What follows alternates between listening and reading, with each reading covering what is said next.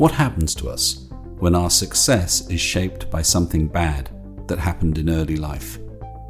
Of course, not every entrepreneur or successful leader has a backstory of trauma, but a surprising number do. For instance, in their research, UK Sport found multiple gold-winning Olympic athletes were highly likely to have experienced a traumatic event, family breakup, death or illness, defining their childhood. In today's show, we're joined by Mike Skrypnek, who was that successful entrepreneur who found himself facing a crisis of meaning in midlife. He found a new level of peace and purpose by confronting and working through his abuse. He now works with male leaders to take this step to creating a more whole future.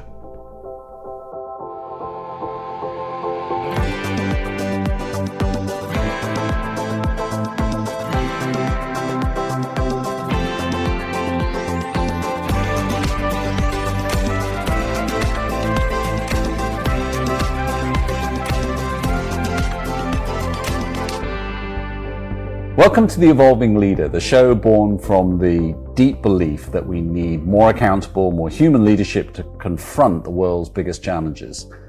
I'm John Gomes. I'm Emma Sinclair. Emma, how are you feeling today? Today I am feeling relaxed. I'm feeling quite connected. It's midweek, but I've had some good conversations, which is inspiring for the rest of the week. And I'm also feeling very open today for the conversation that we're going to have with our guest. I feel open and, reflective. So it's, interesting feeling. I'm looking forward to this. And because today we are going to chat with Mike Skrypnek. Mike's a coach, he's an author, he's a business strategist and host of Unlimited Worth podcast. He's passionate about helping leaders to realise their capacity for success, happiness and love. He's published 9 books, many articles, white papers and thought pieces. And he spent the last decade giving philanthropic legacy counselling. So Mike, welcome to the show. How are you feeling today? Thank you, first of all, Jean and Emma, for having me. And I'm feeling fantastic. I feel great. My inner core. I'm in the heart of British Columbia, Canada right now, where the exterior of our world is on fire and there's smoke everywhere and it's rather dark and gloomy, but I'm feeling quite centered today. Thank you. I forgot to ask how you were, John. I'm feeling really good, actually. I'm also feeling a little bit, not daunted, but I'm really interested to find out about Mike's work, and particularly the topic of around trauma, because that's an issue that I think will capture the imagination of a lot of our listeners. So I'm really excited to hear more about that, but also probably a little bit of, feeling a little bit challenged by that at my core. So really excited to dig into that topic. Mike, I've got a question to kick us off, if that's okay. And I've got a series of them, and we'll work around them. But my first question is, listening and reading a few things that you've created and curated. Purpose is a really recurring theme in your work, and I wondered if we could start with your definition of purpose and how you've found that definition for yourself in your work. Emma, let me frame that for you. Purpose is so critical, and in the world that I tend to, in the circles in the world that I've tended to spend my time, I'm surrounded with entrepreneurs, self-starters, self-made people, high performers, elite athletes, and sometimes celebrities. In that world, the valleys and peaks are fairly extreme, and without a sense of purpose, moving through the valleys, and they're not infrequent, is next to impossible to emerge with success if you do not or lack purpose. And so from your core, that reason you wake up every day, that that driving force that's beyond what people say lead with passion, right? Passion is an interesting word in itself. And the concept of passion being something that you're highly committed to and that you feel really good about, and it drives you and energizes you. Well, at its core, passion is great, but passion leads people off the edge of a cliff. It drives people to abandon projects when they feel without passion. But your purpose is your North Star. It never leaves you. Purpose is what is critical to you. It's almost like breathing. It's the blood and oxygen that is running through your veins and through your body, and it's what moves you every day to make sense of your life. And so, at our core, our purpose really is, it's kind of part of the meaning of life. It's why we exist for ourselves, and everybody derives what their sense of purpose is individually. Interestingly, I'm sure we all converge around some similar topics or themes, but nevertheless, we individualize our purpose, whereas you can get a room full of people and share a passion for some kind of project or enterprise.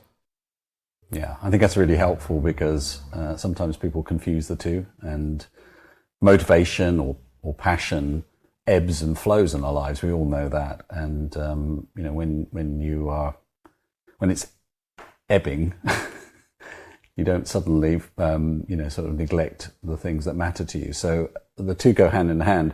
Can we step back a moment and get a sense of your journey, where you started, and how you've come to the place you are today in terms of the things that matter most to you? That'd be great. I'll try to do a rewind, fast forward moment. I was born and raised in Calgary, Alberta, Canada. I went to University of Calgary, kinesiology degree. I saw my path in pro sports, working in the athletic therapy, sports medicine side of things. I quickly realized that there weren't many opportunities for me in pro sports in Canada at the time, in that window of time, and my course altered.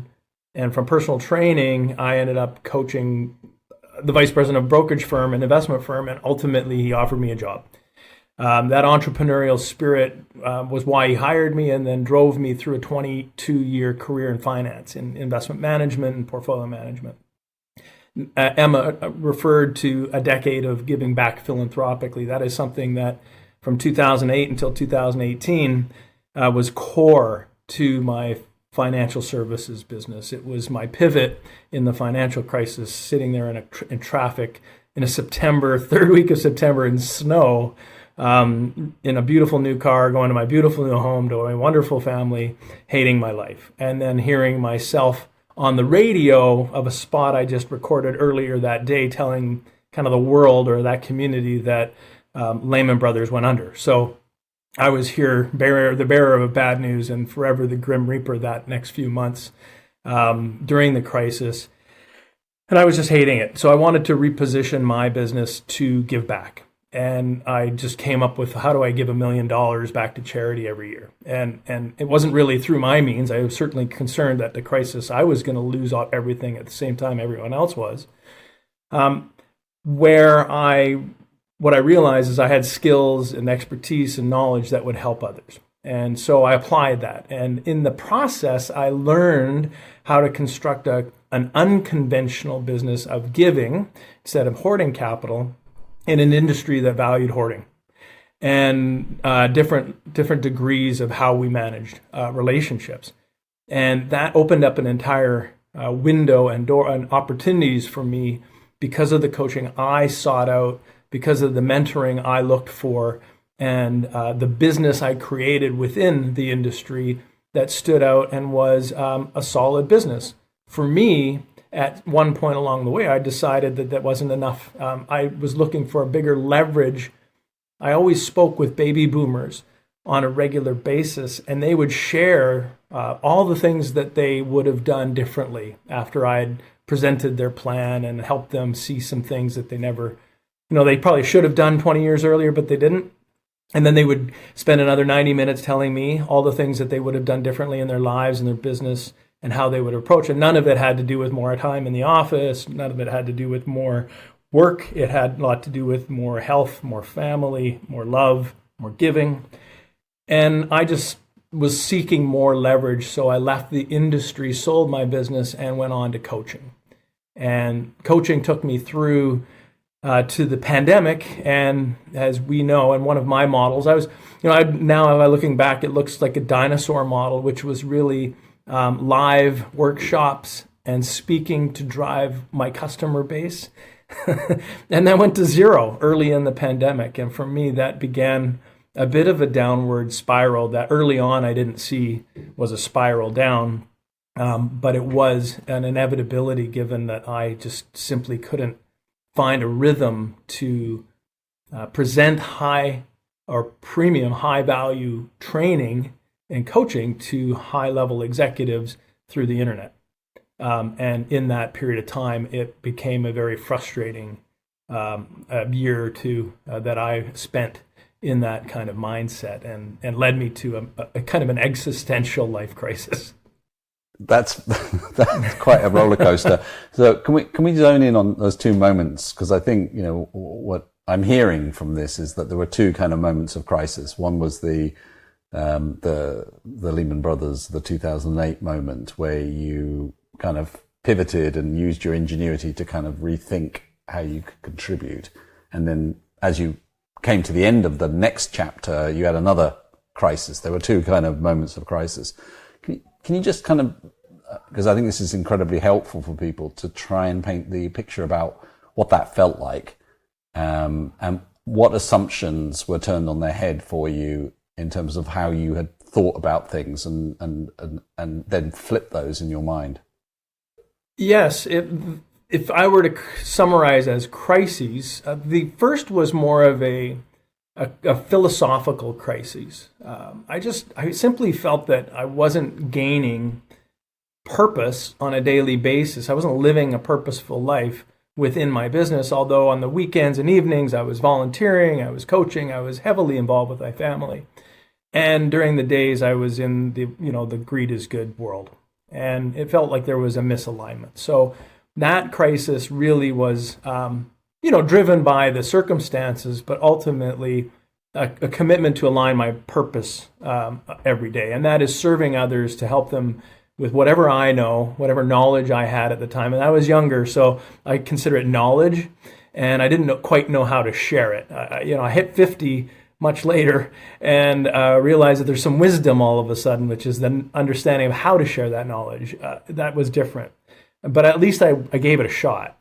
And I felt from that moment I was able to live in alignment. The second crisis was a little more. Sorry, could I just pause? Sorry, could I pause you on that one for a moment?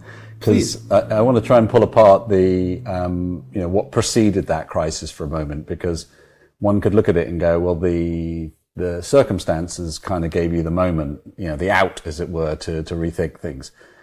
In the greed is good phase leading up to that, which, frankly, all of us have been in to one degree or another, because that's the system. Was there, had this been brewing? Had you felt a growing sense of the disconnect between what you were doing at work and what you were doing outside of work up to that point? Or was it just like the moment where you went, how no that question. Played out? What I was beginning to realize were the limits of what I had done to that point in my life, in my career. One limit was I was an expert in investing, yet during the financial crisis, what I neglected to learn were the motivations of the people that I served, my customers, my clients. And that felt really challenging for me because here I was not understanding the reactions of people when their backs were against the wall. And really all it was because of, maybe it was hubris, maybe whatever it was my lack of inattention to the motivations that mattered to people, the purpose they lived with. And so by ignoring that, I ended up in this circumstance where everything coming at me was a surprise. It wasn't all negative. And then at the same time, I had surrounded myself with people that were, let's say, not carrying their weight and definitely negatively surprising me daily. And so I had partners and other people around me, and at the same time, and I was in the midst of it. And you have to shine the light on yourself and say part of it was me. How did I put myself into that moment, and then how do I extricate myself going forward? And the alignment of purpose was basically a line in the sand moment where I basically said that everything I do will have to get to that end result, that goal. And thus my business has to change, my day-to-day routine, my habits, everything has to change to align with that. How do I do it? And it had me seeking outside input from other people. And, that was a really key part of that transition. It wasn't fundamental, and it was a kind of a stepping stone to something more important and meaningful, basically a decade later. Okay, so let's go to the second one. Sorry to interrupt. It's quite all right. I hope that satisfied. It's very helpful. There. I think it's because these moments are incredibly pressured, and our emotional responses to them show as much as anything else what really is going on for us. So it's really helpful for people listening into this to see how they relate to it from that perspective. Oh, yeah. I mean, you got to think there was a little bit imposter syndrome too. I felt like I wasn't really being truthful because here I was in this beautiful home and a car, and I could afford them, but we were just about going into what could have been a depression I called my 90-year-old grandmother and asked her. I said, you're the only one I know who ever's lived through the Depression. Can you tell me what that was like? That's the conversation and the mind frame. And, I was going to a silent auction, a big annual legal thing every year. And here we are thinking, I don't think I should bid or can bid on anything. I got to hunker down here because we might be heading downwards. That was the mindset at that time. So there was a lot of scarcity driving that move as well. And so fear and scarcity were really, really high. But the challenge I faced was, which I learned recently in the last few years, was I was ill-prepared to handle it because my natural response, my immediate instinct was to find another solution that wasn't the best solution either. And so fast forwarding, I think it turned out quite well. And I stopped seeking relationships that were inside the industry, and I started investing in relationships, investing in mentors, because I look back and most of my financial partners, my business partners, everybody have not been the right fit. And somehow, some way, when they exploded, I went down with their ship too, because I was so close. And that was my doing just as much as they're doing. And then going forward, I said, well, I'm not going to have any partners. I'm just going to hire good people to teach me how. And that phase went very well, but those relationships were purely transactional. And so fast forward to I kind of know how, I begin to implement, and I start a business in coaching and training and speaking and writing and doing workshops, and it suddenly goes to a standstill. And then I scrambled because I'm like, I don't know how to do this digital marketing. I can't connect. Whatever. I didn't have the 100,000 person list, so I was kind of stuck there trying to figure it out. And 18 months into it, after serving my clients and helping them save their businesses and suddenly watching this attrition happen in my business, I basically ended up with my last client unceremoniously stop working with me. And I was looking forward for the next year, and they said, well, it's not going to fit for us. We're done. And there I was, a business coach helping others, in their businesses, and I had no business. And that moment, and at that moment as well, because of the attrition, I basically owed more people than I'd ever owed in my life. And for the first time, I couldn't pay anybody. And I just thought, well, might be a better idea on one of my walks to, decompress, to just huck myself into the river. At that time, it was pretty nasty weather and the rivers were raging. And I thought that would be, I could just call it quits, and that would be that. And I spent the next 10 days, this was September of 2021, so it was fairly recent, considering those options, and started to write down my pros and cons of doing so. And so that was the darkest period of time in my life that I'd ever experienced. And it scared the, whatever out of me. And I reached out for help and had someone, throw me a life preserver. Well, thank you for sharing that. I mean, that's a pretty dark and scary place to have got to. What was it that pulled you out? the sheet of pros and cons. The pros were pretty simple. I had a pretty good insurance package, and it wouldn't be affected by, me stepping off the riverbank. And my family, I could just write it off. And I, for the first time, understood what it meant to be so depressed that it seemed like a logical step. So on the pro side, it seemed like that would be reasonable. But on the con side, I looked at a few things. One, of course, my family. There's no way I had a right to whatever I was dealing with at the time, which I didn't understand fully at the moment.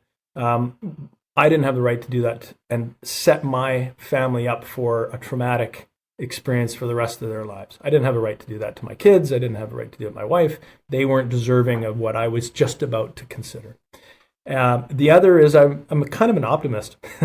I really do want to see what that light at the end of the tunnel is. Like, I don't care if it's a train, it's a train, but I want to see what that is. So I always think that there's something a little better around the corner. And then the last thing for me was I was just simply I was a pretty proficient swimmer.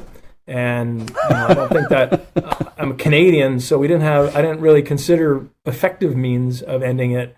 I considered ways that I may survive, and it would really, really, really suck. and so that was a deterrent in itself. So for those three reasons, I reached out to a friend of mine who I know, a good friend of mine, and she was also a practicing psychologist. And I said, I just need your help. I need to talk. And then a day later we spoke, and that was enough. And she is an excellent friend who both gave me love. I always joke that she threw me a life preserver, but she's the kind of friend, in the relationship we had, she also hit me over the head with it and dragged me as well as supported me. And that set me on a path to healing that has been, one of the most monumental steps of my life. And the healing process and where I ended up was, had I been there, 2008, those changes would have been much more profound. And I can explain that in a bit.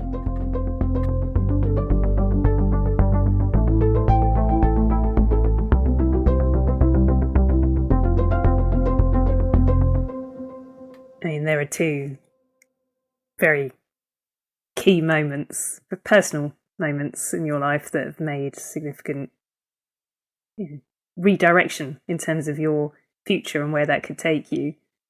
You mentioned this last moment only a couple of years ago, and clearly, your focus and determination in doing something and learning from those experiences takes you somewhere. What's the last 2 years taken you on? What's the journey been the last 2 years? So thank you. Let's consider what that launching pad looked like. What the key element was for me, I never ever wanted to return to that moment, that darkness, and or what the sequence of events that got me there. And I knew that I was as responsible as the circumstances.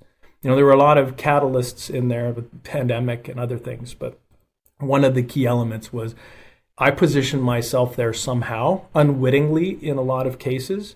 A lot of people might say, it was a bunch of decisions you made. Well, I didn't make those decisions consciously, they just were instinct. So how did I get there? And for the biggest thing in my, at the time was, I know I have some challenges, something deeply embedded in my psyche. What is it? And some of us know or consider that there is an elephant in the room. And, for me, I knew exactly that it was highly likely it was an incident at 11 and a half when I was sexually abused by a very important leader in the community. And that it left an indelible mark that set me on a course in life, built instincts that are related to the trauma response that we build to save that young man. And it were those instincts that were embedded into my neurology, my neuropsychology, that became instinct, clearly not conscious. And every time certain circumstances, threats, or situations arose, I would immediately just gravitate into those instincts, and I didn't know what was happening. A big one for me was don't trust the good man. And you can imagine how challenging that is. I was a star athlete. I was a star in music. I was a star academic. And so wherever men were involved, the band leader, the coach. I was never the MVP. I was never the head of the band. Even if I was the best on the team or best in the band, it didn't matter because there was some friction that I created unknowingly or sent off a vibe or whatever it was.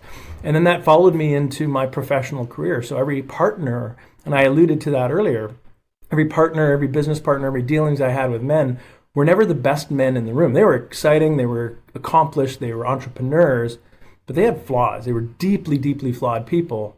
And when a crisis came, as they always do, those crises brought out the worst in them, and I always was close. And so in my proximity, the fallout always hit me.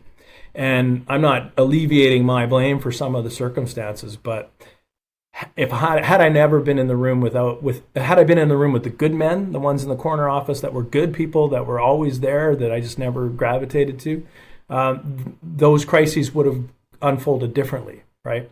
And, mine were usually major financial loss, need for transition, move on, and it repeated multiple times. So fast forward, I see a therapist. We do EMDR. We get to the heart of that trauma, remove all the deeply seated emotional connection to these patterns that had been wired into me and that I've been reliving over and over and over again for 40 years, and getting to the heart of what those were, suddenly revealed when the emotional part of those, how those reactions work, how those instincts get triggered, and the instincts themselves, those patterns, when I separated them, I could see them.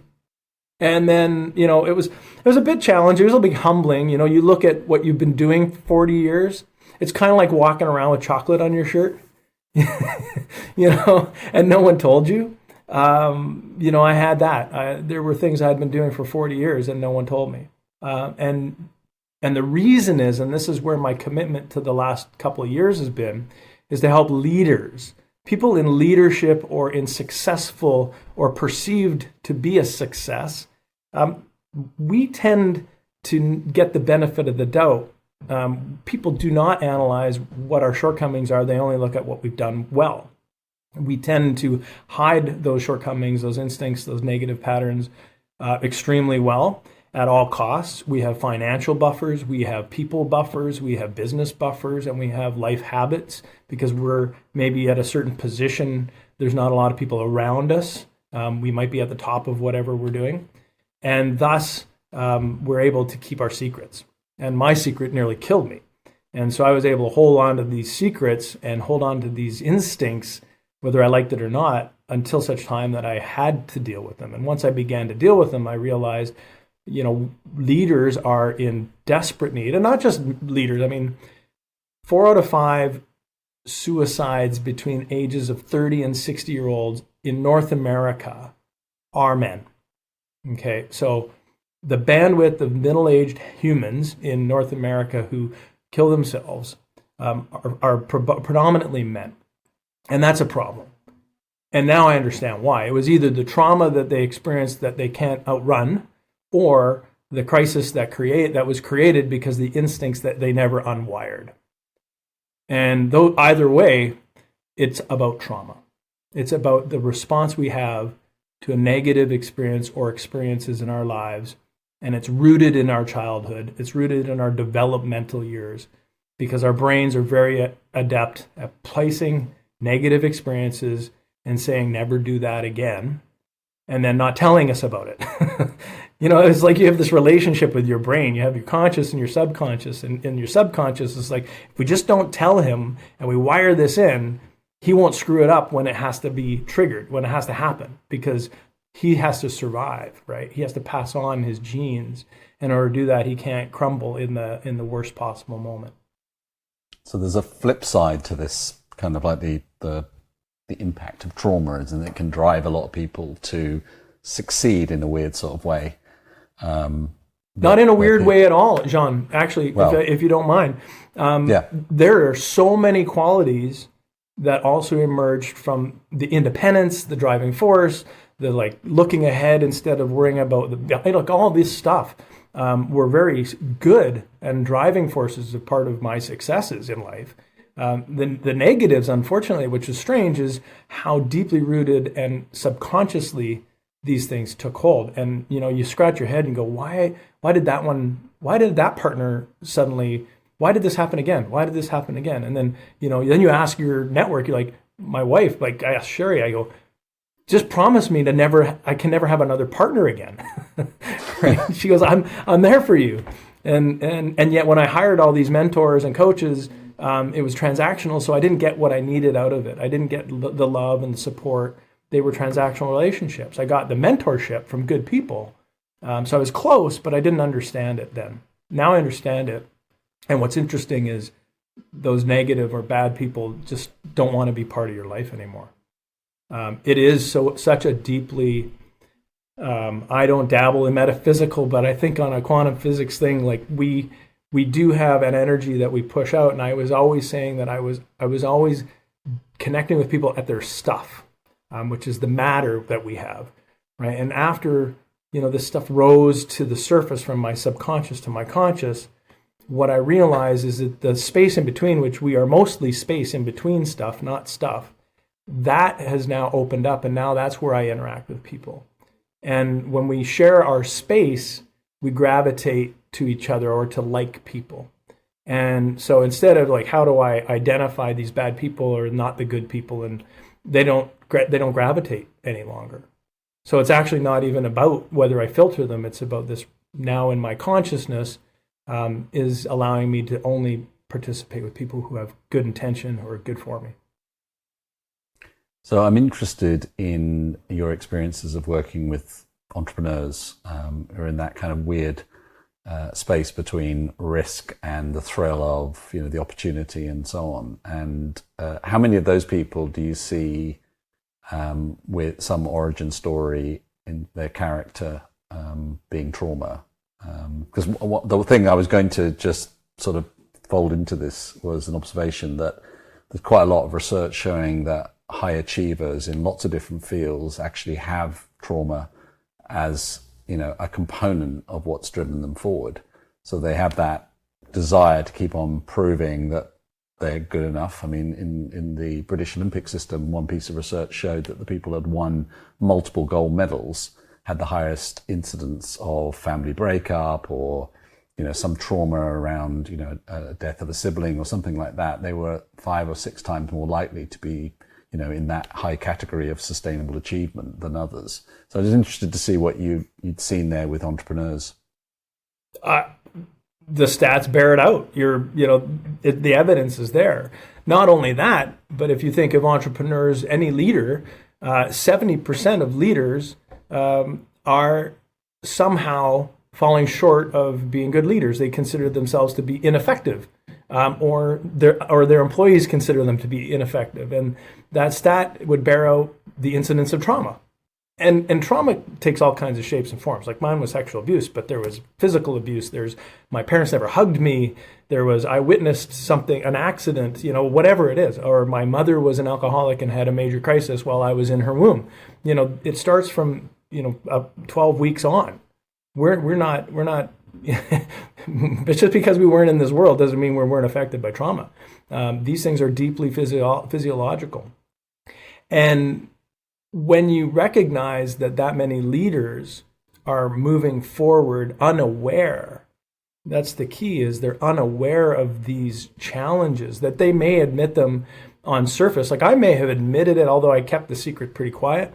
I may have admitted in a couple occasions throughout my life what my trauma was. And I did not understand that it formed me, right? I had no understanding that it had an impact in how I was formed. And that's the challenge, is we may admit, okay, I came from a broken home, or my parents were this, and I had this challenge to me, and this is why I've succeeded, which is driving forward, putting things behind me, win at all costs, whatever that mindset became. But they haven't acknowledged that the shortcomings, the sabotages, the challenges, the circuitous route they may have taken to that success, those things were influenced heavily by those instincts that were created during the trauma response. And that's one of the key elements, because you can see a lot of successful leaders and they'll drive a business forward. They'll have success. A lot of failings either happen in one's business or one's personal life. And then they all bleed over to the other side. But I found that in my interviews and all the men I've connected with in the last couple of years, it's something is really going wrong. And in business, maybe that was where they could control things. And so they're messing up their life. They had addiction problems. They maybe abused their spouses. They were philandered, whatever it was.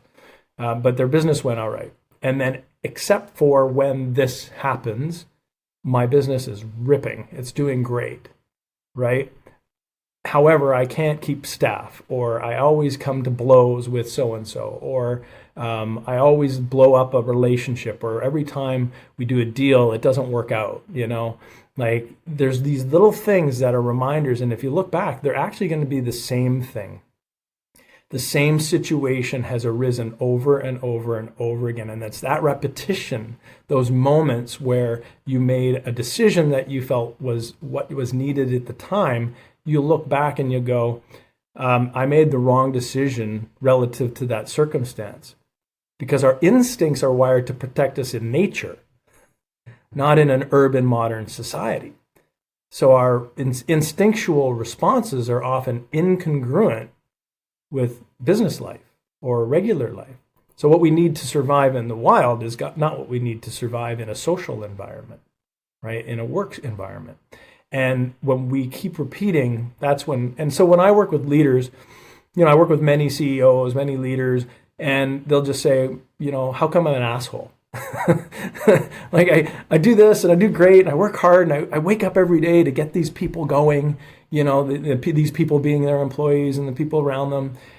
But every time I'm in this moment, it's like I can't turn it off. I'm an asshole. Why does that happen? Or why do they perceive me to be that? Or why can't I trust other people? And it's not about whether you can trust other people. It's what you're sending off, that instinct in that moment. And so when leaders are in that stuck moment, I used to say, here's some strategies, here's some tactics, here's some skills, go to it and forget them. Just keep on driving. Now, in the last couple of years, what I do is say, I think there's something more. And this is not the comfortable conversation that people have on emotional intelligence or social emotional learning. Is often executives, leaders, or even frontline workers are taught skills, tactics, and strategies to deal with these emotional things. What I tend to do now, and will at all costs, quite frankly, will say, well, there's something deeper. What is it? I don't need to know. You don't have to share with me what that is, but I'm going to guess if you investigate, from 0 to 20 years old, you're going to find moments that were negative, that created a trauma response. And that's probably part of what's going on today at 50 years old or 40 years old. That's part of what you're sabotaging all the time. And then my encouragement is there are ways to dig into that and to get help with a therapist that will help you find that and position this as a tool for success and how to elevate, not as a shortcoming, which is one of the, and quite frankly, in a matter-of-fact way. In other words, it's not a big orchestrated challenge. It's not a big secret, although I think discretion is critical. But it's not a personal secret any longer because it becomes your story. And when it becomes your story and the conversation is normalized around it and therapy becomes a normalized, just like hiring a business coach, hire a therapy to have a mind coach in that way, then it becomes an improvement in one's life, a way to elevate your performance and a way to fill those gaps. So the work around leadership digs in deeper where most people feel ill-equipped or quite frankly, it was interesting, if I may, sorry, I'm rambling right at this moment. But in my investment management business for the last decade, trying to help people give money away, it was all about estate planning, right? I mean, that's the bigger picture is how do you give in your will? And there were a lot of conversations around mortality. And I was really good at it. A lot of people are very poor at it. In fact, most advisors do not want to talk to their clients about death. And my comfort there in terms of normalizing that conversation was very strong. Stepping forward, most people do not want to talk about other people's challenges, their abuse, their trauma, their mental or emotional issues. We don't know, we can't understand how to deal with people that we can't see physical problems with, right? So we leave it alone and we tend to just stiff upper lip it. Men are terrible at this. We're actually excellent at it. We're excellent at just driving forward and, suck it up. We're going to just move forward. Can't talk about this stuff. But I find that when we do get into that open space, make it comfortable, make it a normal conversation, a typical conversation, we can get to some understanding. And if anything, we can get to the introspection. It takes courage, because most organizations, they'd be like, well, if anyone knew I had an emotional challenge, I would lose my job. I mean, think about it. Think of it in airlines, in finance, in business, any number of executives out there would be just mortified and worry that they would lose their jobs because of, some kind of emotional challenge. But no one's worried that if they had a heart attack, a stroke, or a broken leg, that it would cost them their job. All of which can be remedied fairly simple. Can we perhaps get a sense of the kind of responses that people have to trauma, the kind of archetypes? Because the way in which you responded to it and to protect yourself was one kind of instinctive mechanism, which is to almost please the bully, or to side with the person who actually caused the person that kind of represents the threat in the first place, as opposed to moving away from it, which is a common kind of unconscious move. What else are you seeing people doing in terms of how they protect themselves with trauma? Yes, of course. Mine was really where I would just gravitate to people that weren't like my abuser. My abuser was the pillar of the community. He was the handsome, good man, veteran, armed, decorated pilot, leader of boys. And the wife was on the face of it. Right, on the face of it. Well, yeah. and then abuser of boys. So he looked great. So I chose men that I could see I call it seeing their daggers, right? They had their daggers out and I could see the danger, and I would think I could mitigate it, but that was not possible. Often the way trauma manifests, trauma response, I want to make sure that it's clear. Negative situations create a trauma response, right? So the negative situations can vary for everybody, and one negative situation for me might not create that response, and it will create it in someone else. The response, trauma itself, is a physiological and neurological response to danger that we perceive that we must learn how to protect ourselves or avoid in the future. Once we've had that moment, often they segregates into two ways. Either something that would be considered hypervigilance. It's a way our brain moves into hypervigilance, or it moves into dissociation. Hypervigilance can be things like I had, like if this, then this. It would be always a reactionary. It would be instinctual. I wouldn't know that was the behavior, but that was what was going on. You always find it, almost always find it with what you would call micromanagers, control freaks. They're very hypervigilant. Like, that's a very clear case of you've got something going on. Dissociation is a little different, because it's the kind of people that you almost look like they flip. They're friendly and nice, and then they're the asshole, right? Then they're in that tough space. Or their dissociation is also connected to high risk taking, which is interesting because there's a big benefit and reward in entrepreneurism and business for those who risk, who are willing to risk. And often those who risk and it works out look like rock stars, but they still have these shortcomings because they're willing to bet everything on it all the time, regardless of the 10 people, the 20 people, or the 1,000 people they suddenly have hired underneath them. And so those people's lives are all in jeopardy, their financial, personal lives, because of that risk taking. So they manifest in those two ways ultimately. And then multitudes, there's a big spectrum of how we behave in that. So hypervigilance, one being, hyper responsive, controlling, act. It was if this, then that.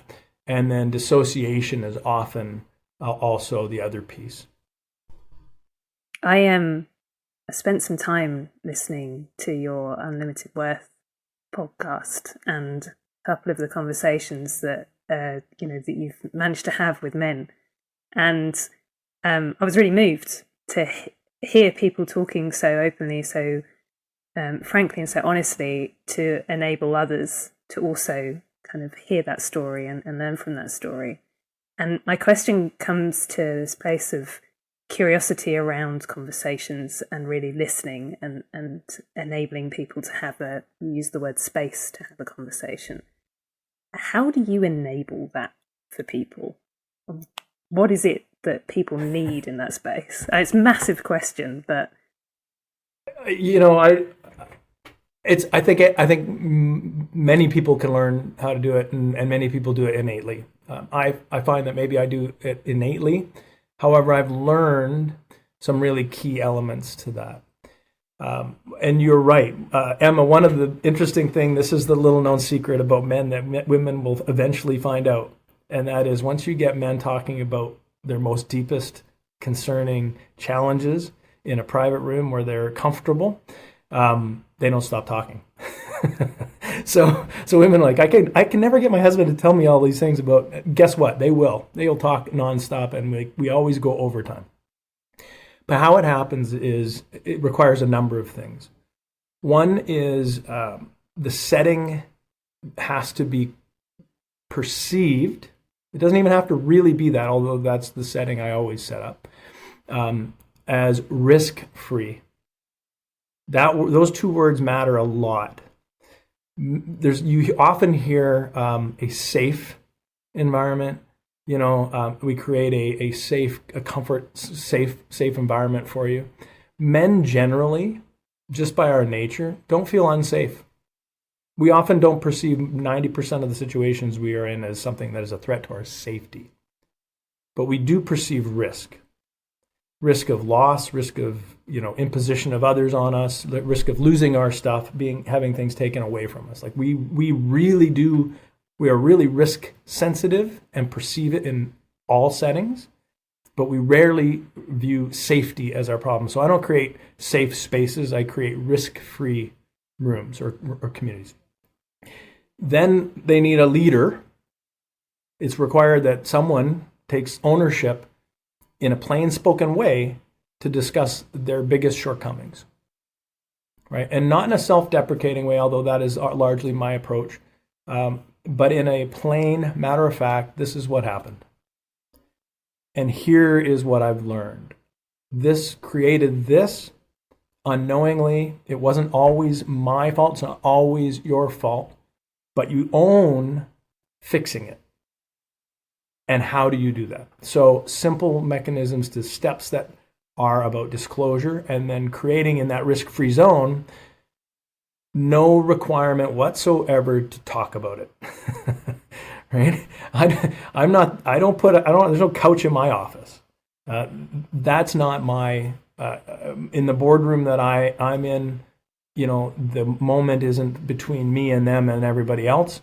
It's between them, one person that they know, love, and trust, or trust that loves them, and one therapist. That's it. And at that urging, it becomes very simple. So people suddenly are at ease. They are, you mean I don't have to talk about my stuff? You don't have to. Interestingly, though, there's a lot of disclosure that happens in the group setting that will surprise pretty much anyone who has never been part of it. But through that, it's a risk-free environment, a plain-spoken, explanation of this was me. And I believe it does take a bit of a leadership understanding, and then understanding the language or speaking a language of the room.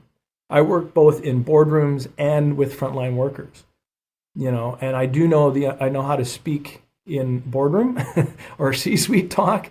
I'm comfortable there. I'm comfortable with athletes. I'm comfortable with entertainers, but I'm also comfortable with frontline workers. And so if I'm going to explain how the neurological responses work, the default modes and our emotional modes that are triggered to either put us into hypervigilance or dissociation, If I talk to CEOs, it might be at a different explanation. I talk to, mechanics and, garbage truck drivers, which I have. I talk in terms of the sensors on a car. One is an automatic and one is controlled by other things. And so they understand that in a different language. So it's, the presenter needs to understand the language of the people in the room. Friends, if you're enjoying The Evolving Leader, I encourage you to order a copy of John's new book, Leading in a Non-Linear World, which provides a new understanding of mindset and how to build it in order to thrive in a more uncertain future. It's available online at all major retailers, and there's a link in the show notes.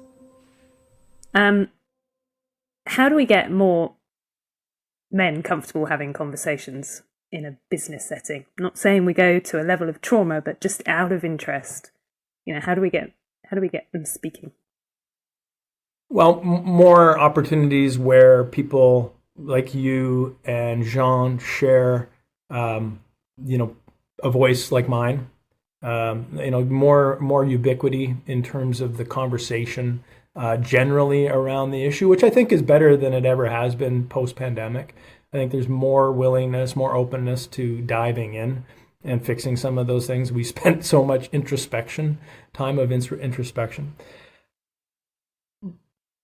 Tying, CEOs down. No, I'm just kidding. Just kidding. Doesn't work. It is still challenging. My talks, my corporate training are still branded as leadership and opportunities for growth. They are not, I'm a mental health advocate or mental wellness advocate, right? Presented by a mental health wellness advocate, but it's neurological secrets to success. And I don't know how we avoid that for this reason, and this reason maybe alone, is that anyone coming to a mic event shouldn't look around the room before they get there or as they're arriving and wonder who's traumatized and who's got what, right? And that is going to create a perception of risk that no one wants to be part of. How we get between that branding, it's a bit of a bait and switch, and I don't like that at all, quite frankly. But it seems to be one of the requirements, because you can't convince people they're in a risk-free room until they're in the risk-free room. And they got to get in the room or in the conversation. And that's one of the biggest challenges for sure, because a lot of people who have the most, I took 40 years, 30 years consciously saying, I don't need help, I'm good, I'm a success. So I couldn't be convinced that I was challenged until I decided to kill myself. So, that's a big, we can't wait for those crises.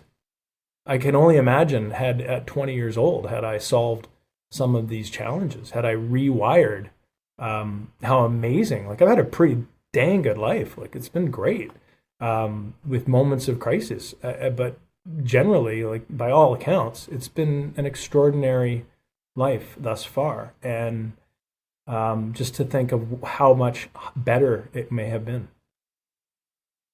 So as we come to the end of our time together, can we just dig into one kind of final topic, which is, yes, please. How's this kind of playing forward for you in the next 5-10 years? Because hopefully we're normalizing more of these kind of issues that sit beneath the waters that we can kind of ignore by being busy and getting on with external measures of success. Do you see with the kind of generational changes that we'll be able to not wait for 40 years. We might be able to get into these topics, in early career, and head them off long before and move perhaps into post-traumatic growth immediately, as opposed to, sort of waiting until we arrive at the crisis. How do you see the world changing from that perspective? There are some very significant challenges and opportunities. The youth of today have been, and I say this in a positive way, have been programmed to be more open and accepting, and more willing to be emotional and be in that emotional space. The 18 to 25-year-old man today is not. They're feeling isolated, the result of the pandemic, and just social media in general have created an isolated generation of men. And Richard Reeves is not wrong in all of this, and Professor G is not wrong in all of this. They're dead on, that little bandwidth. But getting those men who are struggling with being a boy to a man, going through that ritual of becoming a man, when some of the typical rituals aren't available anymore and they're isolated in social media, has never been more difficult. They're more open than ever, but it's never been more difficult to reach them. Secondly, there's my generation, let's just call it our Gen X, the Gen X crew. And the Gen X crew has the best ability because we create culture, we create music, we set the tone for sport, we set the tone at leadership. We have the ability to change the way men are accepted into the world, in business and life. We can change that tone. So my work with leaders is critical in changing the mentality, the approach to that, and creating an opportunity for these younger men to grow into that. Nothing will ever replace getting to both groups and speaking to them en masse. That is one of the key messages. Ubiquity isn't possible if you don't do that. However, changing leadership, mental framework around mental health and mental wellness, and having that create that risk-free environment for men to come into, that you can balance, suck it up, and get help. Once you get help, you better suck it up. like there is the other side of it. Like it isn't time to dwell and sit on, okay, well, I've been trauma. Like you can't sit in that pool of misery. It's time, once you've gotten the tools and you've worked on yourself, it's time to move forward. So gathering those two ends, I think, are key, and acknowledging that there's a huge challenge in the 18 to 25 range right now with men in North America in particular. I know worldwide probably. My efforts, I think, are become insidious a bit. I both work in speaking, leadership training, but I also work with clients internally in their businesses. I'm presently in-house quite a bit with a company that I'm helping at the CEO level and individually as time progresses to create a culture of acceptance that there are performance enhancers, and one is seeking mental health and mental wellness support through therapy, and identifying where those opportunities are. So it's about getting right into the companies and then setting a tone and hopefully seeing that ripple effect in the community. Well, that's a great place to kind of bring our conversation to an end. I think I've definitely found this to be a very powerful conversation, and I hope it's very helpful to our listeners. Mike, how can people, we'll put this in the show notes, but how can people get hold of you and learn more about your work? I want to thank you, Jean and Emma, for creating a platform and willingly digging into this topic today. I really appreciate it.